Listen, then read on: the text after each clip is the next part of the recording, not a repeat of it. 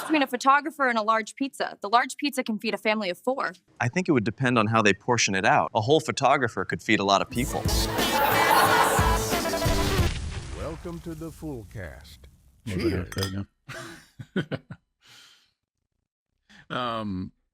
Oh yeah, the Riverside has this new thing with the magic clips. You can refocus somebody's eyes. Time heals all things, except these crazy eyes. So if you're not making eye contact with the camera, like it refocuses the eyes into the camera. And it looks really funny though. Like I tried it out on a few clips. I'm like, yeah, because I've got my camera here, right? And then I see you, and I've got like my drawing tab over here is sort of a bit more mobile. I could probably move it like slightly over and have a different eye line, but here it's like not in the way at the moment. I got to figure out something a bit more. But I think it's funny if you go back here, like talk to whoever, other people, and then go back to you. yeah, But it's like talking to you anyway, right? Like it's more direct if I look here, right? Yeah. But it's funny because I see you there, though. Yeah, I know. Yeah, it's the same with mine. That's my setup is like that too. I'm like, I mean, obviously, if you're in like a studio with 2 people talking, and you just have the cameras just over the shoulder, or whatever, just whatever angle, and you leave it like that. Yeah, it's easier in person. Then you could just set it up the way you want it, and warm, super warm. Like I don't know, it's just I'm not used to warmth. Anytime I get to it, I just sweat profusely. Yeah. Everyone's like, "Oh, I can't. I'm so happy. It's warm again." I'm melting. Shirts. Yeah. It's getting warm here as well. And we had, as soon as we I came back into Edmonton, it was like smoky as hell. And of course, being on a plane for a while, like I caught something. So the first few days I got back, I'm like, I'm sick and it's smoky. So just horrible. But yeah. So, here in Edmonton, when it hits like plus 2 or 3, everybody's like, oh, go outside and run around. It's nice out. It's nice this morning. I can't do this. What? Your participation activity today is swinging. There's this couple Canadian, and they're like flip flops and shorts and like 5 degrees. Walking outside to get the paper, not a problem. Yeah. Not only that, walking the dog, with their flip flops in the 5-degree weather. Yeah. Breaking a sweat. For once, I'm not gonna be super pale, because I remember to change my color profile to like not a flat color profile. So I'm like, the last few times we recorded, I'm like, I forgot to change it. It was on a flat color profile. So I'm like, unless I color graded it, I look like super pale in the video. But yeah, this I'm still using this one. I don't have a fast enough cable to run the other camera off of. I could run the 60, but then I also have a problem with cable management with that thing. So it's like I need proper cables to run anything but this HD webcam I have here. But I mean, it's just I don't wear it sharp. Like maybe kind of sharp there. I was like super sweaty. I wonder if it's like anything to do with this light or just the heat in general. And a bug flew in my eye. Yeah. So it's red. like great. That's what happens when the summer hits in and bugs start flying in my eyes.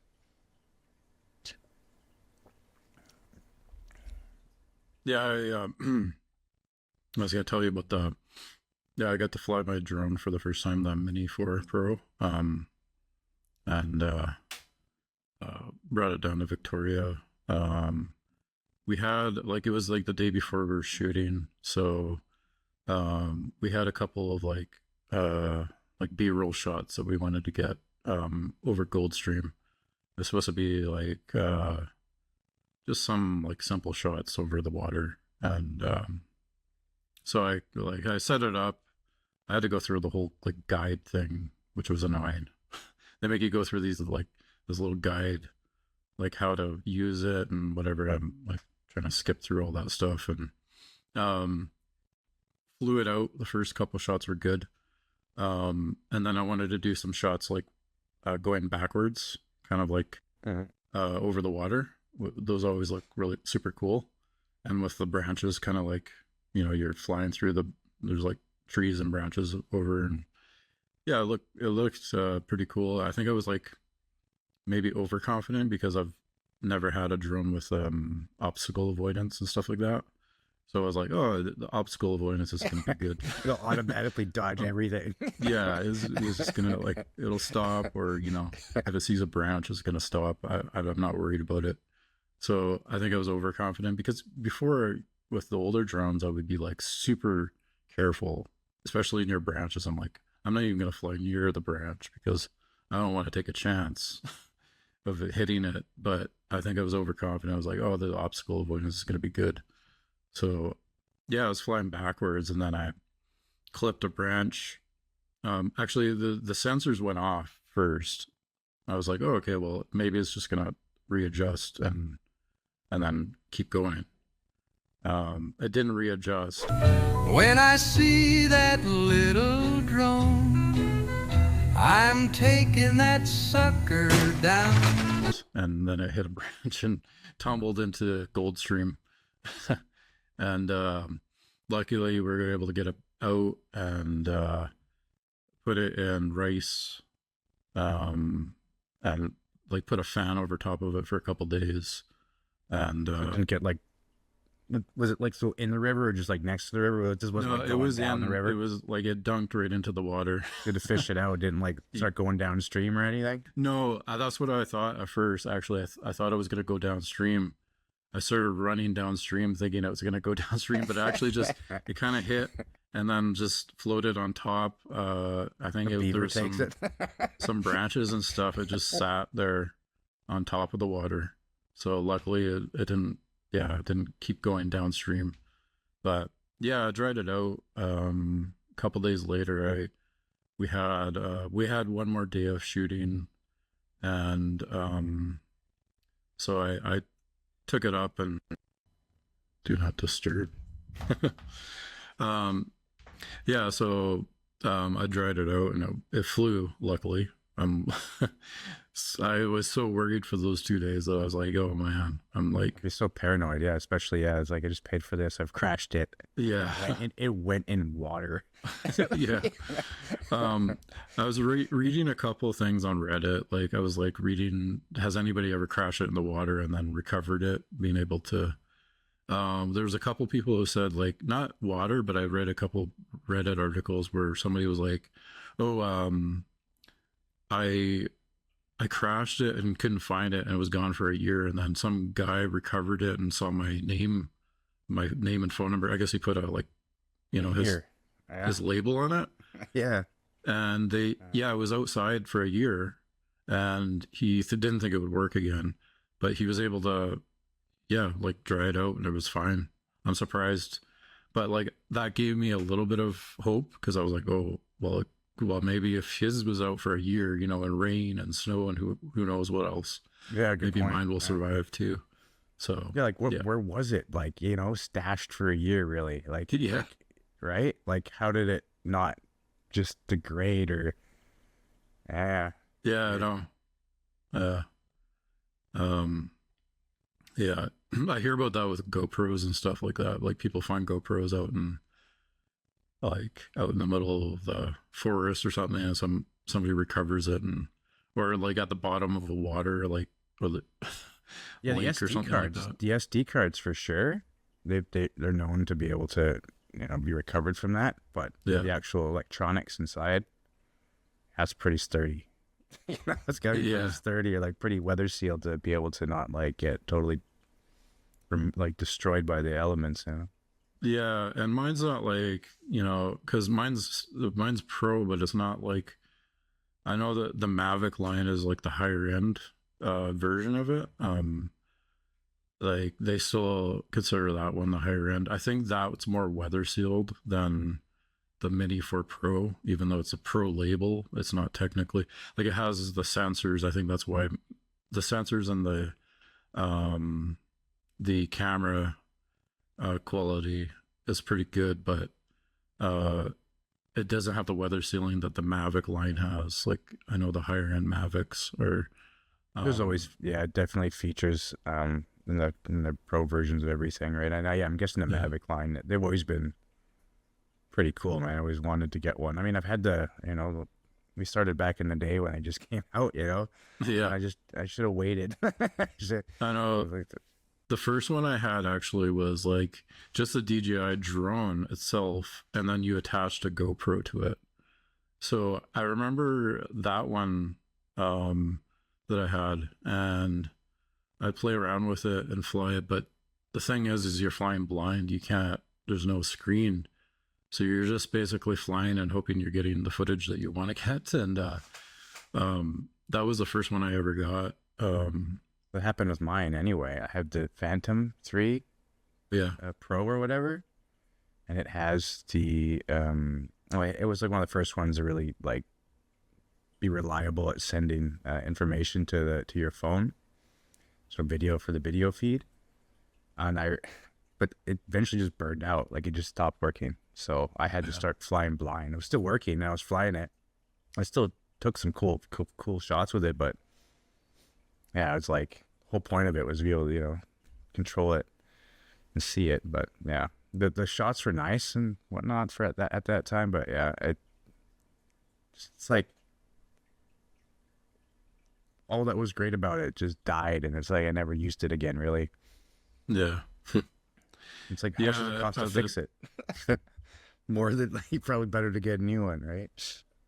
I'm enjoying the Mini 4 Pro so far. Like I got a couple shots. I use they have that feature. It's like, you can track objects, and then you can basically do. They have the quick shots as well. I haven't played with the quick shots yet, but I use the tracking, and so you can track an object and you can just rotate around that object. Yeah, that's awesome. Which is really cool. It's like definitely makes it a lot easier, because before you would have to like manually kind of control it and really be good with really practice it over and over again. But now you can just like circle an object and rotate around it. They advanced that feature, so those are even in like smaller ones, like even I think even the Spark, I think, kind of had a smaller version of it. You can still make a rotation, and we had to go in the settings a little bit, kind of fiddle around and get it to work, and sort of the GPS kind of plot pointing kind of thing. And now it's super advanced. We just like press it on the screen, and like, track that, all right, click start, track, go. I'm like, yeah, that's sick. It's pretty cool. I've seen some people do on YouTube like cyclists and stuff like that going through trails, and then they just track themselves and they're just riding down the trail, like having the drone follow them, which is really cool. And with the obstacle avoidance, as long as you're not in sport mode like I had it. Like I didn't realize, I think that was one of the other reasons that mine dunked into the water, is because I had it on sport mode. So sport mode, the sensors work, but it doesn't have as much time to maneuver around objects. So like, cause it's made for speed. So, yeah. But yeah, that's pretty cool. Like I can't wait to like take it out and do some more shots with it. It's pretty cool. But yeah, like the rest of the shoot went pretty well too. One of the things that was like, it was a little bit rushed. Like the first day of shooting, when we're on set, we had basically supposed to be like a Mexican bar scene, and we only had 2 hours to shoot that entire scene, so we kind of rushed. And so like I had planned to do a couple shots, like, but it was like kind of run and gun to the point where we don't really have time. We got to get what we need to get in that 2 hours, and then if we have extra time, then we can go in and do like extra shots here and there. But actually, I'll show you some of I'll share my screen here and show you some of the shots I got here. some of the behind the scenes. But yeah. So, and one of the things that was kind of a pain in the ass, it was like going between two cameras, because one's Sony, one's Panasonic. I didn't realize that it's gonna be like the settings. So like my brain's like wired for one camera, then I go switch on to the other camera, and I'm like, oh, like the settings are totally different. So you gotta, if I'm quickly switching between cameras, my brain's still thinking about the other camera, and I'm like, oh, to zoom in on that, or to access that menu, you have to press this button. So, like dual cameras, it'd be beneficial to have one type of camera instead of like, They're that switching two back. operators, right? yeah, it was a pain, but yeah, some of the cast, sound guy. Yeah. Yeah, like there's some other extras just sitting in the bar. These guys were like really good too. Was it heavy dialogue, or was it Yeah, there was dialogue, like this is supposed to be in Mexico. I haven't. nice? They got a band and everything. Yeah, we even had the band come in, which was cool. So like I'll cut in some shots of the band and stuff like that. Yeah, they were really good. The band was really good. But yeah, it was fun to shoot. Yeah, the other thing too, like this Ronin, I thought I had it balanced properly. Then we get on set and I'm starting to do shots and it's like tilting. I'm like, oh man, and I don't have time. I was like, okay, like let's just forget about the Ronin. I'm not gonna sit there and balance it for 20 minutes or something, and we don't have much time. We have 2 hours to shoot all of this. So I was like, okay, I'll just do a handheld. I was like, I tried to do a couple shots with the Ronin, and I was just like, yeah, it was just that's my fault. That's my bad, because I'm like, I should have had that balance beforehand. I thought I did, but then once I started walking with it, it's just like tilting. And that's why I don't trust those things, right? That's why I still have a mechanical one, Yeah, mechanical ones. That's They good, still take a but- bit of time to balance, but at least you feel it and you can counter it, Yeah, for sure. if you need to, really. Yeah. But yeah, that was. Did you use a Panasonic then for the handheld shots, for like the in-body stabilization, or? Well, mostly it's just because I had it set up with that lens, the wider angle lens, so that's why I set it up with that the Ronin with the Panasonic GH4. So yeah, it was there we go. Yeah, But even with the it handheld though, went right? pretty Like, well. Like yeah, it was. I think we got everything we needed. I'm doing the editing on the film, so I still have to import all the footage and just start organizing it and getting it together and stuff. But that was cool though. That was cool with the Spanish band, or yeah, call them. There's they have a name, right? It's like the mariachi band. I think. that's the one. It's over. No! Please go away! What? We're over! Yeah. Yeah, it was. It's cool. This is alcohol-free beer. I'm not even drunk. Oh, yeah. Yeah, but I think it went pretty well. That's the cool thing about Victoria. There's so many people that are just like, they're just down to film. Yeah, and right. help out. Yeah, that's really quite easier to set up a film shoot over there for sure. Yeah, Here, I mean, I'm sure it is here too. Again, I just don't know the right people, or don't have the right connections, or. But then again, I don't know. Yeah, that's probably it. yeah, That's probably it. yeah. It could be like that here too. Like, I don't know. I haven't really connected with a film community here in Edmonton, so maybe there's a community here. I just haven't seen it. So, it'll be good to kind of move back and reconnect with everybody. It seems to like it's all the same people. Like, there's quite a bit of the same, like crew and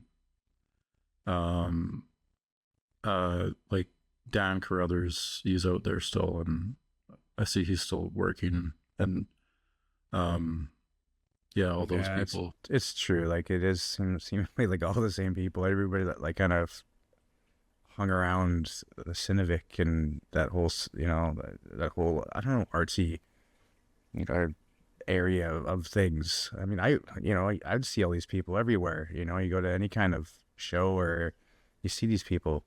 Yeah. We've talked to them, we've hung out with them. You see them perform once in a while, and then we acted with them. We made little skits with some of them. Yeah. Sure. Yeah, it was a very artsy town, wasn't it? Yeah. Yeah, for sure. Yeah, there's a lot of the art community there. Huge art community. It's pretty cool though. Yeah, like it'll be nice to get back there, and I'm hoping to. We'll see. We'll find out soon. Yeah, but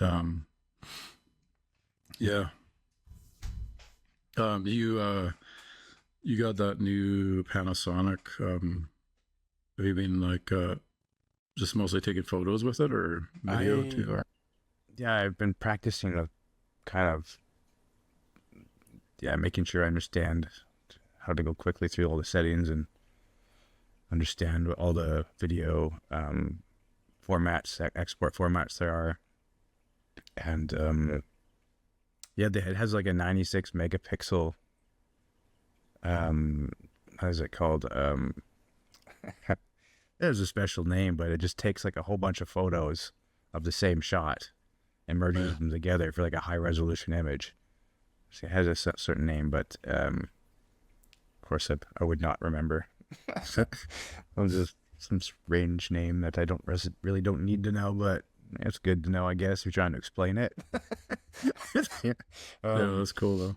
Yeah, so it's like having like a poor man's Hasselblad in your hand, so you can get some really high res shots. It has a handheld mode, but it's hit and miss with the handheld mode for sharpness for sure. You definitely want to have it on a tripod. Definitely know that whatever isn't probably front isn't gonna be moving fast. It might be good for portraits, so that'd be a test for it. Oh, yeah. Like getting some like real high res portraits with it. That should be a cool thing to do. That's cool. The video I it shot. shoots open gate too, right? You said. Yeah, at certain. I know it shoots open gate. I don't know if it shoots it at every. It does say like on most of a lot of the settings like using full frame, right? So I assume most of it's open, some of it's open gate, or it might not be. It might be open gate at certain settings. I have to look up which settings are actually open gate because I haven't really looked that up. I just remember that being mentioned. And I suppose it could even be for the higher resolution images that you require an SSD for, or like a Blackmagic, or another separate monitor that can plug out to HDMI and then record that way. The Atomos or whatever. Yeah, the Atomos I think it requires, or the Blackmagic version of that. Yeah. Right. Yeah, they make their own. Blackmagic make their own monitors. Yeah, so if you want to get that monitor, then you can get raw footage out of it, which is pretty sweet. I have to take a look. I remember, I didn't buy this 100% to be a video camera. I bought it mostly just to be a replacement stills camera that can shoot video, when I need to. Yeah, it's nice, cool. Actually. I did shoot, I don't know if you care if I showed this, but maybe I could share if I can find it first. So test footage. I have to go look at where I place things.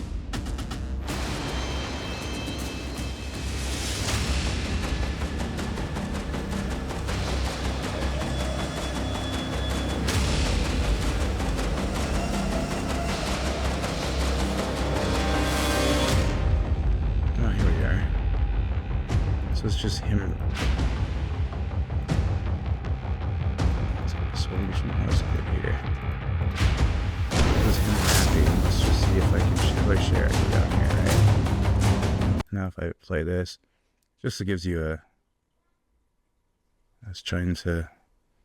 He's rapping. I hope it doesn't need to be sound. It's just to show you like sort of the parallax effect and the vlog effect.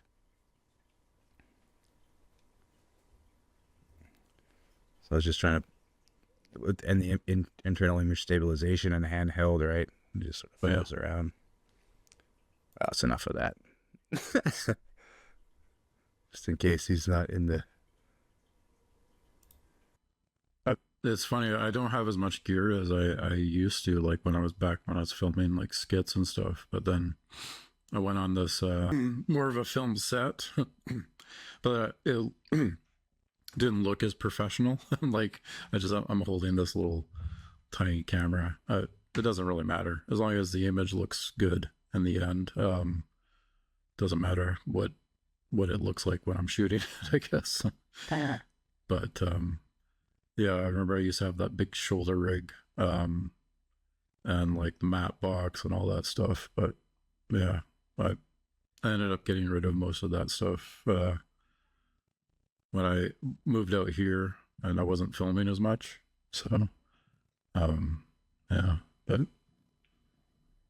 yeah, I think I also prefer to kind of have a more minimalistic setup anyway. Like I don't want to have everything built out if I don't have to. I think obviously for some shoots it makes sense, but honestly I don't want to. I don't want to. I want to run and gun shoot, you know. I'd like to have a lighting setup that's just super small and portable, you know, and just in case I need the lights, sort of play off whatever.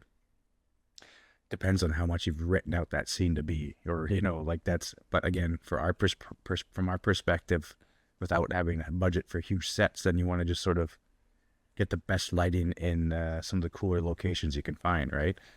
And using a minimalistic amount of lighting just to get maybe proper fill or a nice catch light, or just you know, the some sort of atmospheric contrast or whatever, right? I don't want to have to carry around and like make everything perfect. And I think that's the thing is I remember working on some sets where people just are such a perfectionist like about everything. You know, like the lighting is just off every time, or like there's like tiny bit of sound or some little tiny thing screws up.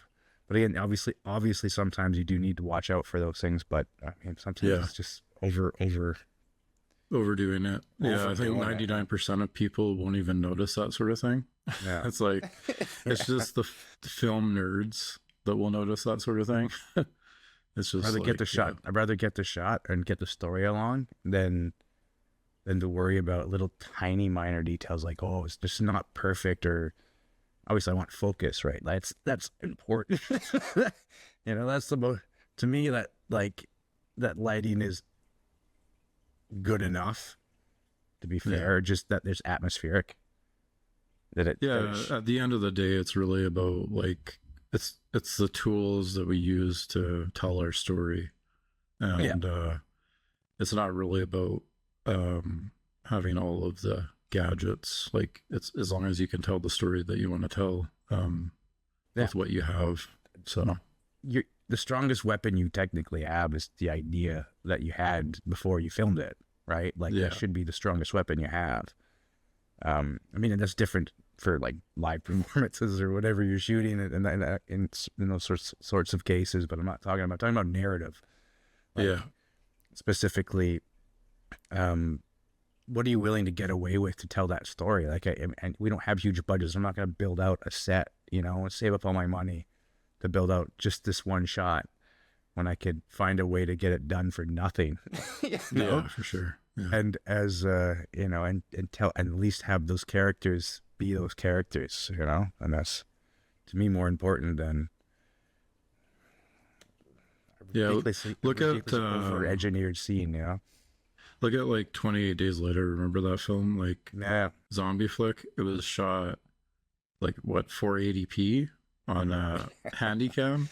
Yeah. And it's still, you know, it went for that look, you know, like the tools he used still told the story, and you could still go back and watch that movie and enjoy it. And again, only film nerds are talking about what camera I used. Yeah, for sure. So yeah, like regular people don't care. Regular people don't even talk about the camera. No, they don't even know that it was shot at 480p. So no, they just thought that there was an artistic reasoning for that, which was to make it look like that, right? To make it look like it was sort of found footage or something, whatever. Yeah. It still had the same impact. Yeah, so the impact about and people talking about that movie, and it didn't matter what gear they're using. They got what they put in front of that gear. Yeah, isn't this is something I've heard. I haven't read too much up about it, but 28 years later they're filming, and I heard they're using iPhones for some shots. The iPhone's better than a lot of cameras they had back in the day. So regardless of whether you want to say this is like low budget, because it's not. It's the same reason I think they use this camera or the iPhone at this time. It's the same reason they used the Handycam footage they did for the last one. It's the effect. Yeah, for sure. It's they've rigged that. Did you see like some of the rigs they used on the phone? They put like giant lenses. Yeah, like, I know. So it's not like they used it's not like they used a phone because it's cheap. Like they used it for effect. They had money. It's not like this was done because there was a budget. I think that there's a bit of a it kind of plays into like a little bit of clickbait kind of stuff too, because like now you see articles everywhere, they're shooting this movie on an iPhone, which really I think only some scenes are shot using the iPhone. Like it's not the entire movie. It's a little bit of like, we shoot a couple scenes on the iPhone, now everybody's talking about it on the internet. And yeah, exactly. But I'm not sure. Maybe they did. I don't know. Like I don't have enough information, honestly, if they did shoot the entire thing with an iPhone or not. But either or, even if they didn't, I did see but like behind the scenes sort of images and stuff like that, or of them just like this giant like rig with an iPhone attached to it, right? So that's not normal at all. It's not like the everyday person goes home with a giant camera rig on their iPhone. Yeah, unless they have a budget. The lens costs more than 20, who knows, 100 iPhone. I don't know. You know what I mean? Yeah. Yeah, for sure. It's it's not like, it's not, they're not gonna do everything with the iPhone, I don't think, but I mean, you could still, like the good thing about these tools is that it does open it up to, a younger generation that maybe doesn't have the budget to go out and buy like a cinema camera or something like that. So they can go out and they can practice and kind of figure out how to piece together their story with just a phone.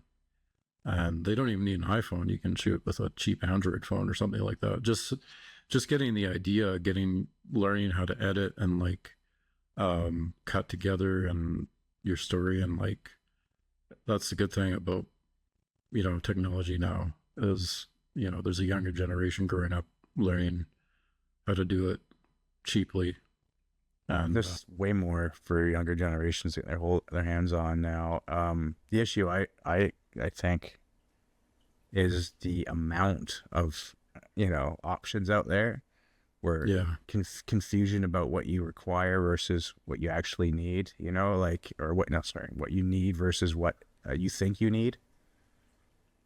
You know, because there's way more. There's like just too much stuff out. Like too much technology, too many cameras, too many options. And everybody talks about how cinematic their shots are. There's no story.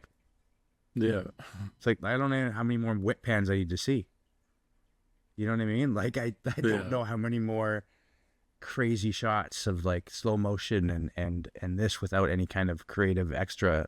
I don't know how many times I have to see a car being whip panned around.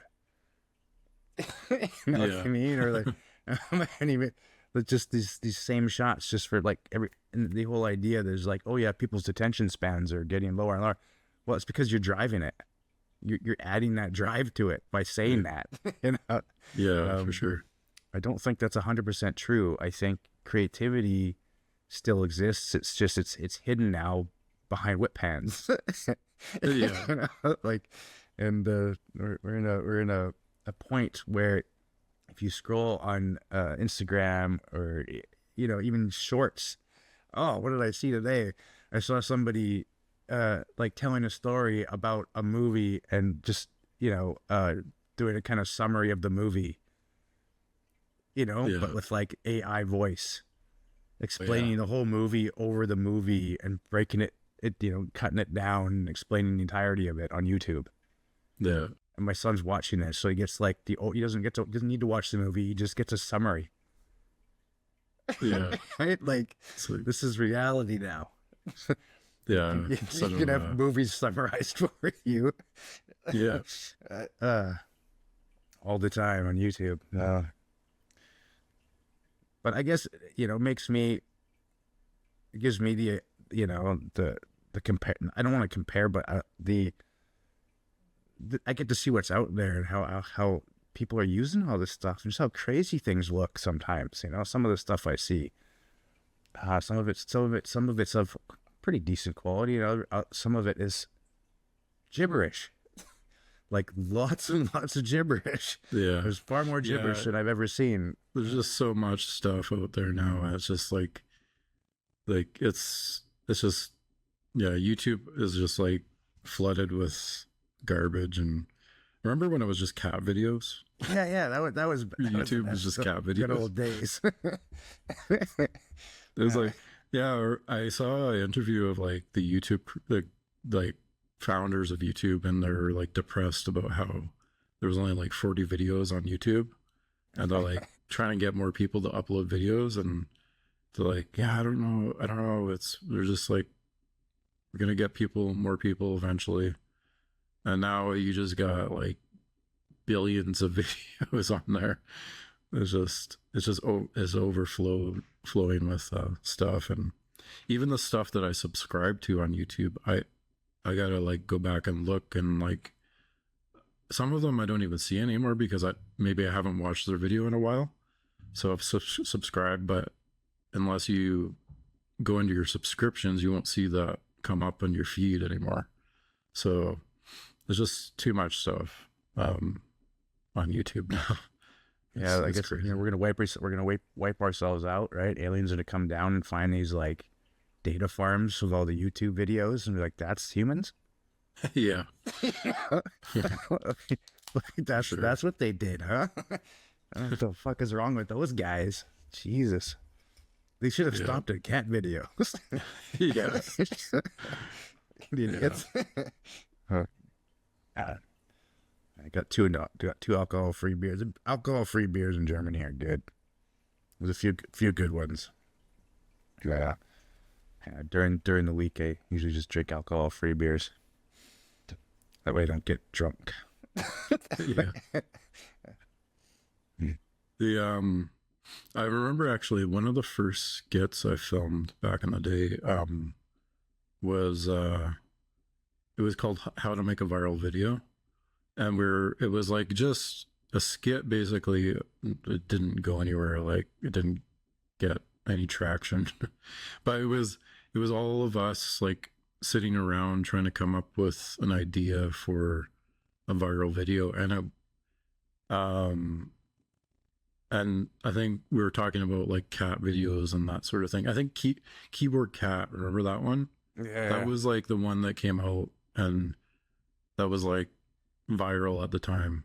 And so I think we worked in that Keyboard Cat thing into the skit somehow. I don't even have that skit anymore. I don't think I lost that one a while back, but it wasn't that great. It wasn't even really that funny. But it's just funny to think back to what YouTube was back then, and viral videos that were basically just cat videos at that time. Yeah. Yeah. Yeah. But now Good it's old like days. right now the big trend is the Yetis and the Bigfoot videos. Yeah, that's like right. the VO3 videos. Yeah. Yeah. One of the things I like about those viral ones is the aliens interviewing other aliens on the street. I don't know if you've seen Yeah, I some saw of those. that. That was Yeah. cool. Quick question: that human girls or alien girls? I love big booty Latinas. Hell yeah, brother! Human guys or alien guys? I have to date humans. I'm banned from Tinder on 6 planets. Yo, that's crazy. Quick question.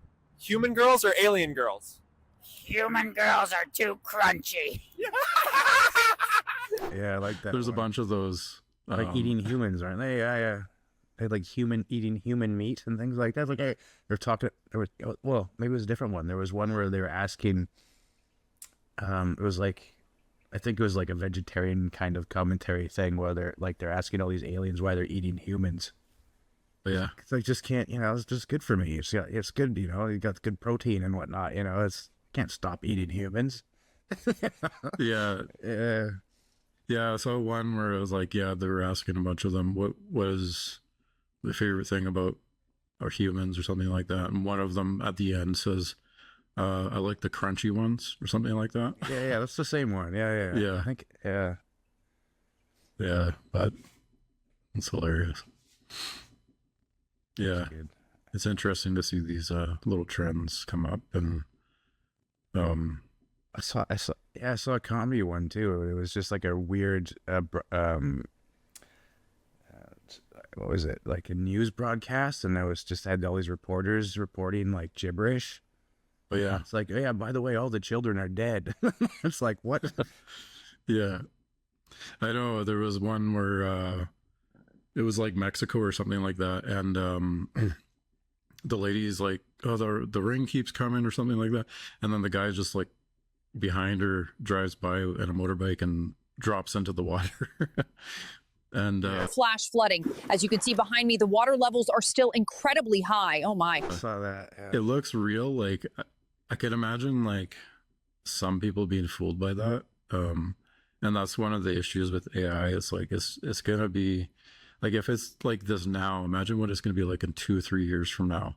Like maybe you and I can tell the difference, but there's other people out there that can't tell the difference between AI and some of these. At some point, yeah, like they're just going to have everything's going to tell you. It's going to be forced to tell you whether it's AI or not AI. Yeah. Like just mandatory. I think it'll be like, yeah, they'll be penalizing YouTube channels, Instagram channels if they don't label it as AI. And I know that Google announced that on their VO3 and all those videos, they're putting in these invisible kind of stamps into the videos. Yeah, the tags, so that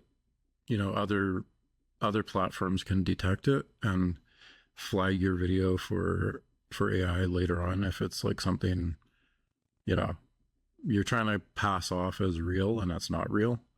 So yeah, and there's a lot of just completely AI channels, right? Yeah. Very little creative work, and those also are and certain values of like trying to copy other forms of art and then making a passing AI as like a funnel for money through ad revenue. I think that's even being cracked down upon. It depends on how much the sort of creative input versus output, right? Like how much of it are you emulating of someone else's artistic work versus are you actually using AI to sort of generate a completely new kind of art? Because that also exists, and I know that is a huge issue with artists right now is AI, or people trying to say that AI, or trying to pass off AI as art, right? Yeah. Like, and I think there is a middle ground where you can obviously use it as a tool, but at the same time, there is the other playground where people are just going to capitalize on the simplistic functionality of it with very little kind of original input and just sort of use it as a, like I say, a way to generate ad income, you know, and a lot of people are doing that now, and they're starting to capitalize it. At what point and at what value? And I'm trying to explain, is it where do you draw the line whether should be allowed or shouldn't be allowed? Right. So there's going to be a line at some point that's going to be drawn, and how much and where you can and cannot use generative AI to sort of run funnel schemes. You know? Yeah, for sure. I know Google's gone kind of back and forth on that sort of thing. Because at first they were like I was creating websites using AI, and they were cracking down on it for a little bit, and then at a certain point they were like, no, it's fine as long as it's content that's helpful. They call it Google always updates their algorithm on what they rank on Google, and if it's like, they called it the helpful content update. So they're like, I think they're okay with AI as long as it was helpful to what that person is looking for, and you're not misleading them some way. So yeah, if you're packaging information, if you're packaging information and people are doing that, like that's one way to, that you're not really using AI to sort of steal art. You're using it to sort of package information and get it out there, which education, for one, is one of those things that you'll see more of becoming automated like that on YouTube, more so. You already see it, and you'll see it even more so. Or you'll see a lot of videos. You're looking up something, a review, and most of it's going to be automated. A lot of it's going to be more automated coming down, and you won't even need faces to tell you like what this is or that is anymore. It's interesting though. I mean, we'll see like what happens. Like, I think we're in a really crazy time. We are in like I mean, it feels like the craziest time, because it's advancing so quickly. I can't imagine what it's going to be like in 2 years, because like you look back 2 years ago, 3 years ago, that AI video of Will Smith eating the spaghetti. It's terrible. And right? that was AI back then, and it only took 2 to 3 years to get to where we are now, where it's almost photorealistic. Yeah. Like, I can't imagine what it'll be like in two more years. Full accounts, they're just fake people now, right? Some of them are hard to tell right off the bat. Always, I think it's getting so good quicker now, like, so it's jumping, that even the way that you were told to tell if it was AI is going to change super quickly as well. You won't even be able to tell. There's going to have more photorealistic what's the word? Caricature. I can't say caricature. What is wrong? I'm like losing words. I tried to say other words today that didn't come out. I've said these words before. Yeah. Caricature. Say it. I can't even say it either. Caricature, whatever. Anyways, Whatever. they're gonna have I know more. what you're talking about. They're gonna have far more detailed features that we won't even be able to tell. Like, they'll have flaws. They'll build them with flaws, and you will have very realistic looking human beings that are not. Yeah, very soon. I think that's a cool thing in a way, because in certain ways it's going to be cool for like creators. Like, I know James Cameron's working with an AI company right now to help him with like special effects, adding in special effects with industrial light and magic and that sort of thing.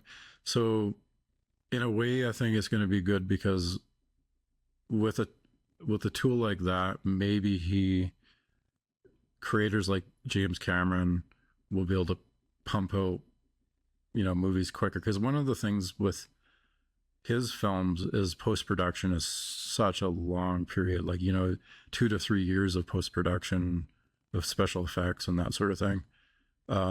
Maybe this will cut down on that time period. Like, even like bigger TV shows like House of the Dragon, which has tons of post production, like special effects and CGI. Those shows take forever. We're waiting 2 or 3 years between seasons because there's so much special effects to go into that show. Maybe shows like that and big budget movies will get them a lot quicker. They'll be able to bring their story to us quicker, which is cool. Kind of, it is. There's different ways of going about it, and yeah, you're right. For sure, that will enhance the speed at which we will see a post production being handled, for sure, 100%. If you also look at what is that they're using the in Star Wars, right? The whole Star Wars series is they just use sort of a video room. They have a giant LED screens in the back. I've seen that, which in a way I think is better than the way they used to do it, because like for the prequels, episode 1, 2, and 3, it's basically just green screen, and like actors have a hard time imagining themselves in a scene. Yeah, when you're just looking at like green and blue screens everywhere. You just have to go off your actors there as the best you have, and if they're all in like weird green suits, yeah, it's like, I know. But I think this is better, like having the screen where the actor can actually see what the world that they're in. Yeah, which is, I think that it probably makes it a little bit easier for the actor to imagine what it's going to look like, and yeah. Well, it's for sure. And I mean, I really, because it definitely helps with seeing, not having to have so many locations. Yeah. You have one location for the most part. For sure. I'm sure they do shoot in other locations if they have the opportunity, or they, for budgetary reasons, can, right? But the idea to be able to sort of house your entire world in one area. Right? Yeah. The rest of it is packaging costumes and things, right? Like I think just making sure that the set, the small things that need to be in the main set are obviously in the foreground, and the rest of it the background. They just come in, change the scene around a bit, and then they just change the background like that, right? So it's you still have to have setup, but it's a lot less setup than going to a different location and having trucks pile all this stuff into there, over here, over there. That inflates the budget quite a bit, having to move around and go to different locations, fly crews out to like, Europe or wherever. That inflates your budget quite a bit. So if they can have it just in a studio, it's definitely cuts down on the budget for sure. I wish I had one of those studios. Yeah. I know. It'd be cool. I'd be free to just be filming in there every day. Yeah. Random stuff for no reason. Just like a really high budget, nothing. Yeah. Just be walking out with a beer and things are exploding in the background. Yeah. Yeah, that'd be fun. Just like get an idea, just shoot it. Sure. Yeah. Yeah, but again, you still need the backgrounds. So I think a lot of it's probably 3D generated. Probably, yeah. And then I'm sure obviously you can also go out and shoot, scenes that you need with no actors or anything, and just bring it back and then use it in the background, It's like getting the best landscapes and going to just shoot what you need, and then no problem, right? Yeah. No actors to deal with. Just sit there and get that nice crisp landscape, or a moving shot or a car shot or even an airplane just shooting, and then bring it back to the studio and shoot there. Yeah, that'd be cool.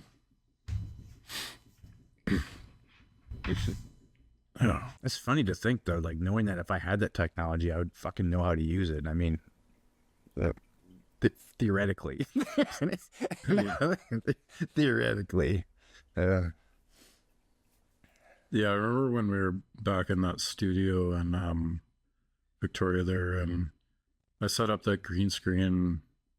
I played around with it a little bit, just like doing like stupid little shots, like putting myself in Star Wars and stuff like that. just to test it out to see. Yeah. Well, stupid birth control video. Oh yeah, the birth control. Josh said birth control. Yeah, it's funny. We put me on a dinosaur, remember?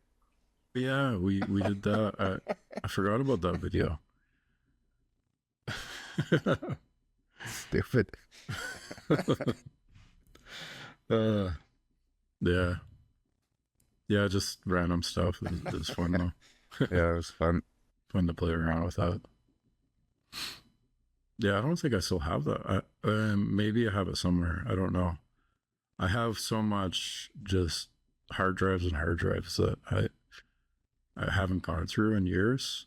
So I'd have to go through it and see if I even have that. It was a Time Machine app, right? I was like, yeah, Time Machine app. I tried to go to the museum. And I'm like, this is lame. They're dead. They're all just dead dinosaurs. Fuck, I'm gonna use a Time Machine app. Fucking riding a dinosaur. It was stupid. It was awesome. Yeah, it was funny. Yeah, you could probably do it even better now with AI. Yeah, just ask it. Please make Josh ride a dinosaur. Yeah. Make it hyper realistic. No problem. Yeah. Comes back and it's Will Smith eating spaghetti. It's like, that looks nothing like me. Nah. Yeah, I think there is a way you can actually put yourself into AI scenes. There's a way to like generate. You have to train it with your face, and then you can kind of generate videos that way. Yeah, I'm I haven't played around with that. Yeah, what context, and what does it require exactly for facial recognition and could I just use a video? I'm pretty sure you can just use video, enough of it, right? Like from certain angles, and train it like, this is my face from here, or just different angles of video, right? Yeah, I would assume, and then it would form the dimensions through eye tracking and facial tracking and things like that, and then it would just copy that onto dummy body or whatever. Yeah, because like the Door Brothers, they do all those Trump and politician videos and stuff like that with them in crazy scenarios. And so I think it's easier to because those AI models have been trained on those people. It's easier to generate those, but I think you can do the same thing with just anybody with you just need to train it enough, give it enough information, enough angles, enough context, even just the same person and all kinds of different outfits and things. You know what I mean? Like just I'm not sure what it prefers, which AI prefers what kind of medium to upload for reference. That's kind of a good thing to look up, maybe. Yeah. I know, like, you can, with Google's Studio, you can it's easier to... What happened there? Okay. It's easier to generate the images first, and then you can bring it in and, shit. Hold on, sorry. Yeah, like generate the video, the images first, and then you can, from the images, you can generate the video. So yeah, I've done that before, but like with just like general characters. But like, yeah, you can like in the beginning of the Foolcast with us. Yeah, drinking the beers. Yeah, like image to video is pretty simple. If you already have the scene, yeah, you can do that. It's not too hard. Yeah, so it's pretty similar. It's just how much material you have for a particular individual, and then trying to ask it to recreate it, doing this or doing that. Yeah. You know. But yeah, it's there's so many though. There's so many AI video generation companies out there. It's hard to keep up with which is the best. I think a lot of them kind of leapfrog each other though. You know, like one will come up with an update and then the other one will come up with an update, and they kind of leapfrog each other each time. But you know, usually it's like one's hot at one point and then another one will be next month. So yeah, right now it's the VO. It's the VO, right? Yeah, Google. Yeah, it's crazy how realistic that when they first showed like the value of what they could do with people. It's just like so legit. Like just like going back in time and showing like, you know, what did I see? It was like questioning people on the streets in like the medieval times. Yeah. You know, it's like, you like your job? Yeah, you're killing people. It's like, but I can't remember exactly, but yeah, I've seen a few with many of them. They go right over to my head. You know, it's not like I'm sitting there trying to remember every little thing that happens in these like videos that streamed by me like, really quickly every day. Yeah, that's another thing, right? With like the amount of things that you see, or at least let yourself see. Like how much of it can you actually remember or give a shit to remember? Yeah. Yeah, it usually has to be pretty good to capture your attention and like remember it. Otherwise you're just like, you know, 5-10 second video you're not going to remember a couple days later. So yeah. Even kind of switching topics a bit, but DaVinci Resolve, their latest update, has the ability to you record yourself for 10-15 minutes and then you can generate your voice. Oh yeah.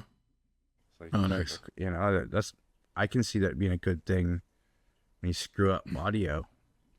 I think that's the purpose of it, right? To sort of, you know, in case you need it, have a backup audio, just get a recording of a person for like whatever 10-20 minutes, and you can just sort of use it to fill in certain areas that may have bad wind or whatever, and just use their own voice to do it. Which is like, goodbye ADR, you know, like no more jobs for you. Yeah.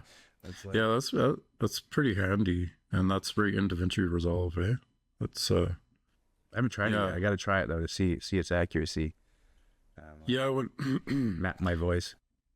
When I was away, I couldn't get my Adobe working, so I actually installed DaVinci Resolve, like the free version, on my laptop, and I was playing around with it a little bit. It's pretty cool. Like I don't get the nodes yet, but like for basic editing, it's not bad. Like it's I'd have to play with it a little bit more, but to get, you know, the more advanced stuff like the nodes and like color grading and that sort of thing. But yeah, so color grading and nodes, they can be complicated, but they can also be quite simplistic. Like there are sort of some presets.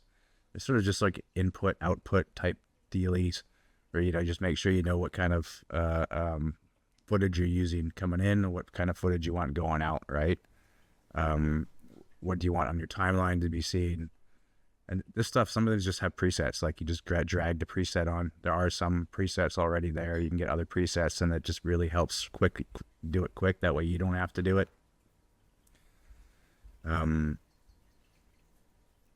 But yeah, I mean, and at that point, then it's really simple because you just dragged it onto the footage, and it's sort of done it for you. As long as you know what kind of footage you brought in there. Like it's already preset there for Vlog with the Panasonic, from Vlog to Rec 709, just there, done. And then from there you can add some other edits if I want. Just add another node to the node and, you know, make some whatever adjustments to it, whatever I need, or a couple nodes if I just want to do some different adjustments or whatever. But other than that, it's like each node essentially is another adjustment layer. In that sense. That's cool. Yeah. Yeah, I'll play around with it a bit more, just get used to it, because it is nice. Like, and the free version's pretty good still, like even though it's probably not as advanced as the paid version, but yeah, I don't know what the difference is, but I know exporting is probably a difference, right? Like what you can export is definitely one of the caveats to having the free version, right? You can only export a certain size. And I'm guessing, yeah, some of the more advanced features are probably not allowed with the free version. So hard to find that word, allowed. So, are you allowed? Yeah,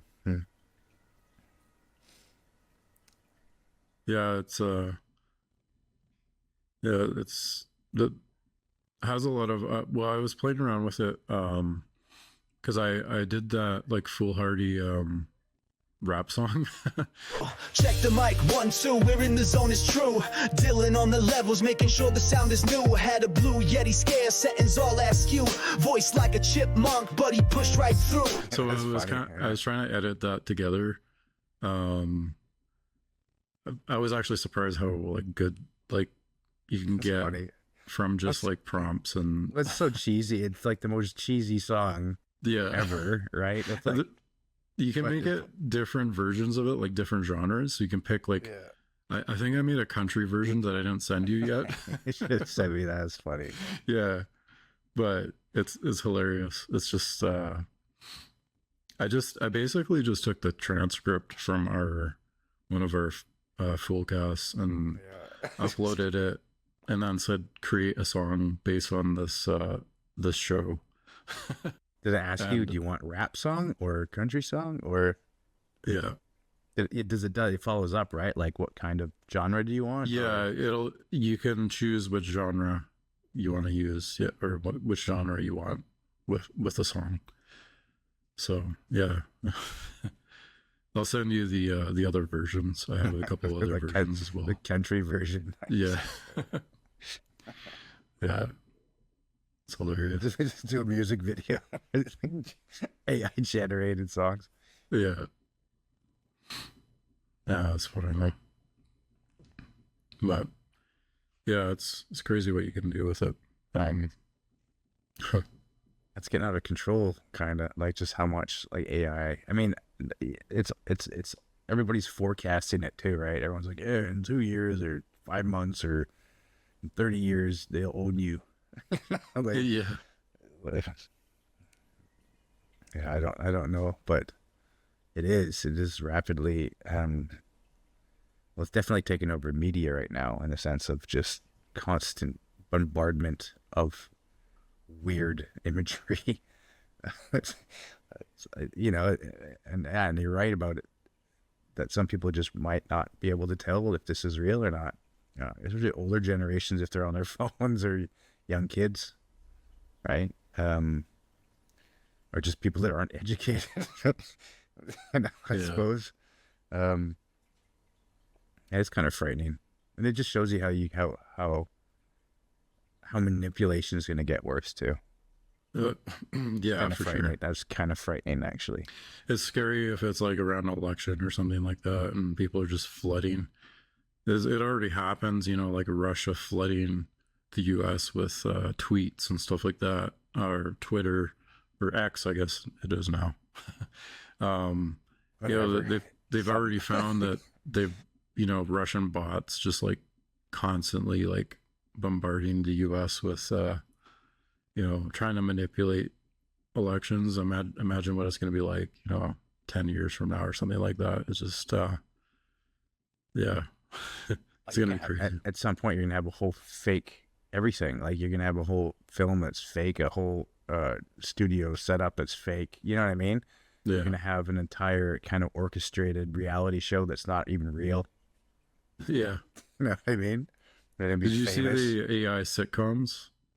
There's some yeah, you gotta send me those. Yeah, some ridiculous ones, AI sitcoms. You gotta bring back dinosaurs, man.